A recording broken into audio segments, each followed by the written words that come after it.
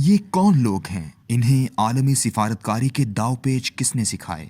इनमें से कोई एक भी ऐसा नहीं जिसने हार्वर्ड के सिफारतकारों की तरबियत के मशहूर इदारे फेल्चर स्कूल ऑफ डिप्लोमेसी से सिफारती ज़बानो बयान और आलमी मुआहदात को तहरीर करने की तरबियत ले रखी हो। इनमें से अक्सर तो ऐसे हैं जो गुज़श्ता 18 सालों से पूरी दुनिया से कटे हुए थे। कोई गुआंतानो बे के हुकूमत खाने में था तो कोई पाकिस्तानी जेल में और बाकी अफगानिस्तान के पहाड़ों में अमेरिका से जंग लड़ रहे थे। मगर कमाल यह है कि गुज़श्ता 100 साल की जंगों और सुलहनामों की तारीख में तालिबान ने आलमी मुआहदात को एक नया लफ्ज़ और नया तसव्वुर तोहफे में दिया है। जंग अजीम अव्वल से लेकर अब तक की होने वाली बड़ी जंगों में उमूमन एक फातेह और दूसरा मफ्तूह होता है। ऐसी सूरत में किसी दो तरफा मुआहदे की ज़रूरत नहीं पड़ती, बल्कि फातेह ही अपनी मर्जी की शराइत लिखकर उस पर मफ्तूह से दस्तखत करवा लेता है, जैसे जंग अजीम अव्वल के बाद जर्मनी और जंग अजीम दोइम के बाद जापान के साथ किया गया। दूसरी वो सूरत होती है कि जब दो मुल्कों में जंग जारी हो, खत्म होने का नाम ना ले और कुछ गिरोह और मुल्क मिलकर जंग बंदी करवा दें।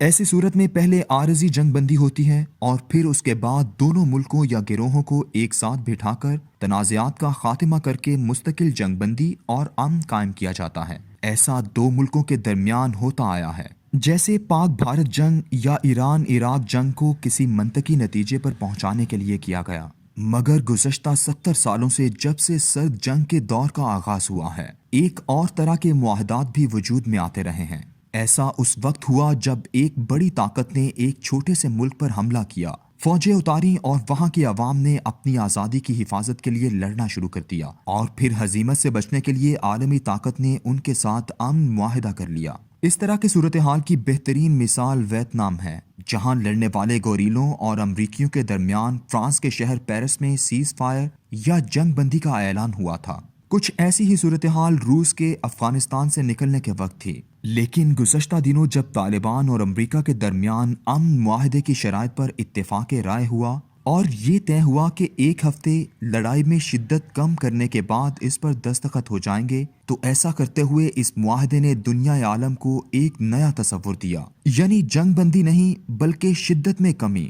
दोनों कुव्वतों ने इस बात पर इत्तेफाक राय किया कि मुआहदे पर दस्तखत से पहले दोनों कुव्वतें एक महफूज और पुरअमन माहौल फराहम करेंगी, जिसकी तफसील ये थी कि इस एक हफ्ते के दौरान कोई बड़ा हमला ना हो और अमन को तबाह करने वाली कुव्वतों पर कड़ी नजर रखी जाए। यूं लगता है जैसे अफगान सरजमीन पर दो बराबर की सतह की आलमी ताकतें किसी मुआहदे पर दस्तखत करने जा रही हैं और एक दूसरे को बराबर की हैसियत देकर जमानत दी गई है। उमूमन इससे पहले जंग बंदी या सीज फायर का लफ्ज इस्तेमाल होता था, जिसके बाद दोनों जानिब से एक दूसरे पर इल्जामात लगना शुरू हो जाते थे कि उधर से फायरिंग हुई, वहां से खिलाफ वर्जी हुई और बहाना बनाकर कमजोर कुव्वत पर दोबारा हमले का बहाना ढूंढा जाता था। लेकिन इस मुआहदे में यूं लगता है जैसे अमेरिका को बखूबी अंदाजा था कि अगर उसने लफ्ज सीज फायर इस्तेमाल किया तो उसके हवारियों खुसूसन अफगान हुकूमत में से अगर कोई भी शरारत कर बैठा तो उसका खमियाजा भी अमेरिका को भुगतना पड़ेगा और वो जितने दिन मजीद अफगानिस्तान में रहेगा उतने दिन उसका नुकसान बढ़ेगा। मुआहदात की तारीख में ये एक बिल्कुल नया तसव्वुर है जो आलमी सिफारतकारी के लिए तालिबान की फिरासत मोमिन की तरफ से एक तोहफा है। क्या जबरदस्त फिक्रा है, शिद्दत में कमी, क्या एतमाद है। ये सिर्फ एक बात ही नहीं जो इस जंग में नहीं हो रही है, ये जंग ही वक्री टाइप की थी। आज तक की मालूम इंसानी तारीख में ये वाहिद जंग है जिसमें पूरी दुनिया एक जानिब थी। बहुत से अफगान गिरोह भी इस दुनिया के साथ थे और मुकाबले में सिर्फ 50,000 तालिबान थे। अफगानिस्तान पर हमले से पहले जॉर्ज बुश ने तकरीर करते हुए कहा था, हमारे साथ 40 से जायद ममालिक की अफवाज हैं और इसके अलावा वो ममालिक भी हैं जो हमें मालूमात फराहम करेंगे और नकलो हमल की सहूलियात देंगे। अब तालिबान को कीमत चुकाना होगी। इस आलमी इत्तेहाद के अफगानिस्तान पर हमले का ऐलान करते हुए जॉर्ज बुश के सामने दुश्मन बिल्कुल वाज़ेह था। उसने अफगान कौम का नाम नहीं लिया, तालिबान का लफ्ज इस्तेमाल किया।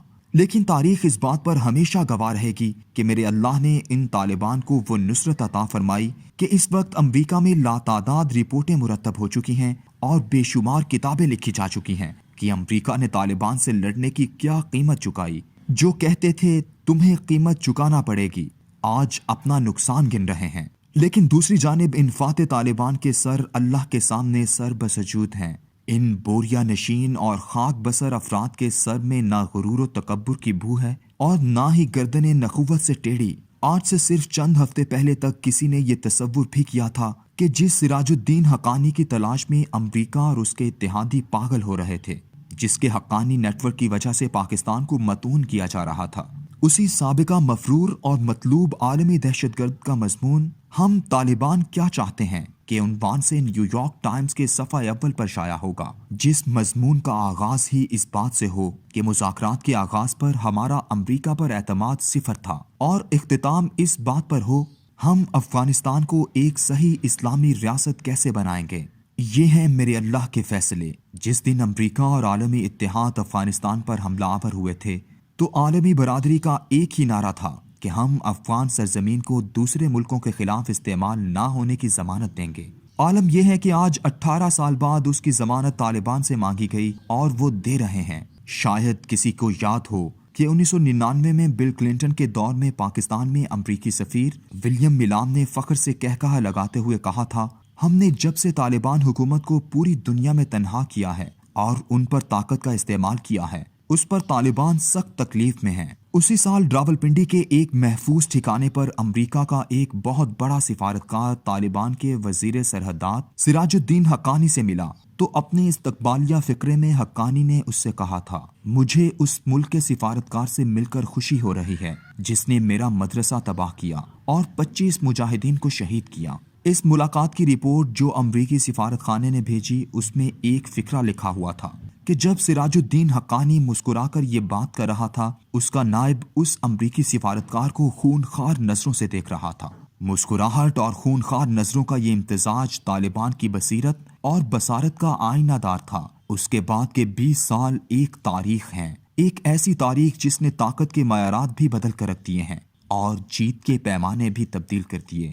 اس پوری تاریخ میں صرف اور صرف ایک تصور فتح یاب ہوا ہے اور وہ ہے فراست مومن کی فتح، جو تقدیر پڑھ لیتی ہے اور جسے اللہ کی جانب سے وہ بصیرت میسر آتی ہے جو کسی سفارتی اکیڈمی کی تعلیم سے نہیں ملتی۔